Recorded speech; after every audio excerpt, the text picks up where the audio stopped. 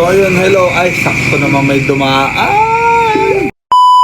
Hello, what's up mga ka-Red Blaze? Ayan, free time na naman tayo ngayon. Kaya kwentuhan tayo about sa ating game farm. Now, ba't nga pa natin ginawa yung ating game farm? Bakit nga ba masaya tayo dun sa ating game farm? Number one, bilang isang breeder na seller lang, minsan lang naman ako maglaban, magiging confident ako magbenta kasi mapapakita ko sa inyo kung gaano kaganda yung facilities ng mga warriors na pinapalaki ko. Mapapalaki ko sila ng maayos, mas alam niyo yun, yung mas maganda kasi ang hubog ng manok pag mas malawak yung ginagalawan niya simula bata pa lang. Yun, medyo lelevel na rin tayo sa mga big farm, although hindi naman kalibel na kalibel pero lumalapit-lapit. Kasi hindi na kagaya ng dati. Dati ang range ko lang is parang nasa 100 square meter lang ata yun. Or wala pa. Yung nandito ko lang sa backyard ko. Eh ngayon kahit sampuin mo hindi ka sampuin beses mo ang laki nun, hindi ka kayanin yung range ko. Hindi ko pa i-minax yun kasi nagdepende lang ako dun sa mga yerong nabili ko. Kayang-kaya pang i-max. Tsaka ang dami po pang paglalagyang ranging doon. Ang daming pwedeng gamitin doon na pwede paglagyan ng mga facilities natin. So yun nga, hindi na kagaya ng dati na sa cording. Yung cording natin ngayon is kahit mag 7 feet ako ng tali, maning-mani lang dun sa pwesto natin ngayon. Diba? Kumpara mo sa isang dangkal na tali lang dito sa ranging ko, pinagkasya ko lang noon. Much better yung mga palahi natin ngayon dahil hindi sila sakal. Hindi sila relax sila. Isa pa, nasa bundok sila. Nasa magandang klima sila doon. Fresh ang tubig kasi galing sa bukal. Walang masyadong stress kasi walang naririnig na dumadaang may ingay na motor. Talagang nature lang. Talagang wild na wild sila doon. Kaya ayun, yung masaya tayo kasi parang umuusad yung game farm natin, di ba? At ano na rin naman tayo dito, halos mag-aapat na taon na rin tayo dito sa ating larangan ng ating pagbibreed. And sana magtuloy-tuloy pa. At ayun, doon sa farm, nagpapagawa ako na ngayon ng kubo para pagdating ng Sabado ng gabi, doon na lang kami mag-i-stay, doon na matutulog hanggang Sunday ng magang-maga, nandun na kami. Baga, relax na relax. Kain na kain namin yung oras nung free time kasi isang araw lang free time ko ngayon sa farm sa manok Tapos pagka kain namin doon ng lunch, balik na ulit kami sa bayan para mag-church naman sa hapon.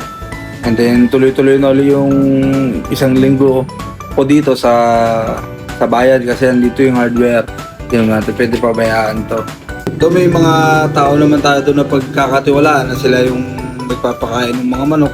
Sila yung nag-aalaga. So, ayun, yung Sunday lang yung pinakantutok natin sa kanila. Tsaka pagka free time ako din, maga or hapon, umaahon pa rin ako doon. Kasi malapit lang naman siya. 7 minutes lang. Yun, lalo na ngayon, maganda yung daan doon. Baka lalong mas mapabilis pa tayo. Yun, malaking adjustment nga lang na meron tayo ng gano'n kasi pag dito lang, time to time na check ko yung mga alaga natin. Pero okay din naman, pag pumupunta ako doon, ganun din, okay lang naman sila eh. So yun po, nag-update lang po ako sa inyo kasi kumbaga sa paapat na taon natin na nagpagbibreed, napapatunayan ko meron talagang kinikita sa pagmamanok. Nasa sa atin na lang kung paano natin gagamitin yung mga manok na yan, kung paano tayo kumita. Kasi ang daming way para kumita tayo dyan sa pagmamanok. Una-una, benta. Kung hindi naman mabenta ng istag yan, okay lang. Magiging kak yan. Pag naging kak yan, mas mamahal yan. Pag hindi pa rin nabenta at kak na, walang choice. Kung meron ka namang mag-finance, pero imposible walang bumili yan.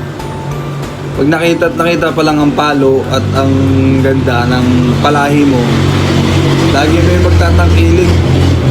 Hindi man sa 10 taong nagtanong, laging merong diyang isa na kukuha.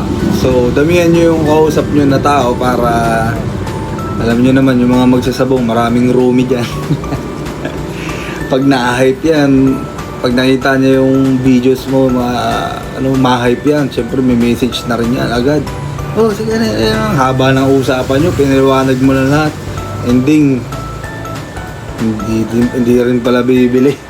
Pero okay lang yun mga pinsan, kasi ako, ganun din ako minsan pag nakikita ko ng mga na-hype ako, kaya nag-add friend ako ng mga big time na mga sikat na breeders, yung alam kung magagaling yung manok, tapos syempre nagpo-post din sila ng mga spar ng manok nila. Yun yung kinukunan ko ng inspirasyon na yung gusto ko habulin yung mga palo ng manok ko to. Gusto ko pagdating ng panahon ganyan din palo ng mga manok ko. Tsaka bonus na lang yun kung mananalo. Alam niyo naman. So yun, ganoon din ako Kung pag na-hype ako, tatanong ko, boss, lahat, in the end, marirealize ko, wala pa nga pala akong pera. Wala pa nga akong pambili. Minsan kinakausap ko sila, pwede po bang mag-down ako? Tapos hulug-hulugan ko na lang yung okay lang ako. Hindi pumayag, okay lang. Kung pumayag, hindi maganda, makukuha mo na agad yung gusto mo. Diba, nasa pag-uusap naman yan Pero pag nakipag-uusap ka, be a man. Panindigan mo yung usapan nyo, kung anong naging terms nyo. Kumbaga, magsasabong nga tayo dito, maginaw tayo magsasabong. Kaya, dapat, pag nag-usap kayo, kung ano yung usap, kung sumablay ka man, makiusap ka, wag yung parang tatakasan mo yung pinakausapan mo. Sabihin mo sa kanya sitwasyon mo na ganito, humingi ka lang ng palugit, ng tayo mo, mas babaan yung bigay mo, hanggang at least matapos mo. Diba? Pagdating ng panahon, parang ang sarap na pakinggan na pag makikiusap ka, tapos ang sasabihin mo lang is, po ako, magsasabong po ako Tapos yung marirealize ng tao na, may isang salita to kasi magsasabong to Diba? Ang sarap nung ganong feeling na parang naging papel na natin yung pagiging magsasabong, na pag sinabing magsasabong ka, ibig sabihin, may isang salita ka, maayos kang tao, kang kausap. Hindi yung parang kagaya nga, pag sinabi magsasabong ka, sugarol to. Mahirap pagkatiwalaan to. Diba? Dapat na mabago natin yung thinking na pagdating ng susunod na henerasyon na pag sinabing magsasabong ka, ibig sabihin, maayos kang tao, tapat, at saka mapagkakatiwalaan ka. Kung anong naging usap nyo, paninindigan mo, tatapusin mo yun. Hindi mo tatakbuhan kung anong naging usap nyo. Diba? Ang sarap nung ganun. Diba? Ang sarap nung ganun na tanging panghahawakan lang natin na tayo magsasabong. Sabihin, payag kami. Kung anong sinabi namin, gagawin namin yan. Diba? Sarap nun pagdating ng panahon at lumawak na, maging ganun na ang tingin ng mga tao sa ating kahit trader lang ako, mananabog rin naman ako Yun ang kalawak yung tingin ng mga netizens sa atin. Napakalaking impact na na ibig sabihin, pag nakilala ka, halimbawa, sa isang magsasabong ka ba? Aray. Kasi alam na ng mga tao na pag sinabi nga ganun mananabog, maayos kang tao, di ka kupal. So yun mga ka-red race, diba? Ang sarap nun sa pakiramdam. Yung pagiging mananabog natin magiging parang papel natin na hindi na maalis sa atin. Kumbaga yung legit na mananabog ka talaga, yung matikas na mananabog ka, hindi yung kupal na mananabog ka. Na yung pagiging mananabog natin, pwede nang isama sa resume na pagka, boss, ito lang yung mga skills niya, kaya niya Pero dahil nakasama sa resume mo na mananabong ka, okay to matapat to, pagkakatiwalaan natin to ang tao na to kasi dun sa words na yun na lang, di ba? Marinig pa lang o mabasa pa lang yung salitang mananabong. Di ba? Ang laking impact na sa pagkatao mo na puti ka, ayos to. Kumbaga parang naging artista ka pag sinasabing ganun ka.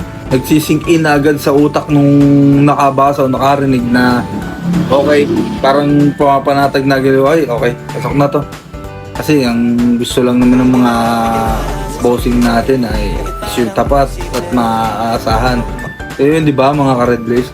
Sa totoo lang ginagawa na rin naman natin yun di ba sa sabungan, pag nung tawagan pa, tayo, pag nagbubustahan tayo, senyasan lang di ba? May lalo na sa big event, milyon ang pang dyan. Walang papel, walang kasulatan, pero once na matalo ka, automatic magbabayad ka. Na walang pakausapan, wala automatic obligasyon mo magbayad. Di ba? Kristo lang yung may middleman lang na Kristo na magsasabi sa'yo, boss, palabang ka. 1.2 million. O sige, larga. Boss, talo. O ito pera. Ganun, kabilis ang usapan sa sabungan.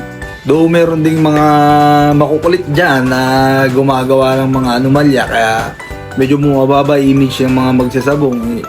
Napapabayaan yung pamilya, nagloloko sa sabungan, talagang naglalango-lango na sa sugal, ayaw ng butawan, diba? Pero sa mga nakilala ko naman, marami din namang maayos ang mindset, lalo na pag makikilala nyo lubos yung mga big time na yan, na halimbawa na lang si PA, alam ko pumusta ng 23 million yan, sipat lang niya kumbaga sipat niya na kaya naman ako to, DDN ako to, may pera naman siya.